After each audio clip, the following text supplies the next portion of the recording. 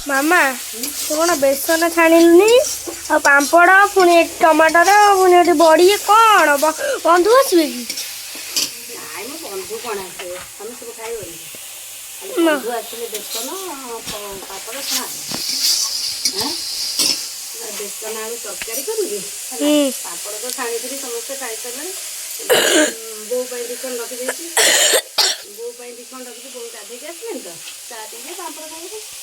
ଆଉ ଏ ବଢ଼ି ଟମାଟର ବୋଉ କହିଛନ୍ତି ତରକାରୀ ହେବ ସୋରିଷ ମସଲା ଦେଇ ଆଉ ଡାଲି ହେଇଯାଇଛି ମାନେ ଛୁଙ୍କ କରିବେ ଆଉ ଆଣିଥିଲେ ଡାଲଚିନି ବହୁତ ଡାଲଚିନି ଗୁଡ଼ା ଛେଚିକି ସବୁ ଗୁଣ୍ଡ ହେବ ହଁ ଗୋଟେ ଔଷଧ ଡାଲଚିନି କହୁଛନ୍ତି ଡାଲଚିନି ହେଉଛି ଔଷଧ ଗଛ ନା ଔଷଧ ସବୁ ତରକାରୀ ସାଗରେ ପକେଇକି ଖାଇଲେ ଡାଲଚିନି ଭଲ ସେଇଟା ବାପା ବହୁତ ଡାଲଚିନି ମାନେ ଛେଚିଦେବି ତାକୁ ଗ୍ରାଇଣ୍ଡିଙ୍ଗ କରି ରଖିଦେଲେ ପକେଇକି ଏସବୁ ରୋଷେଇ ହେଉଛି ଖାଇବ ଆଉ କି ବନ୍ଧୁ ଆସିଲେ ଖାଇବ ଆଉ ଘର ଲୋକ ଖାଇବେନି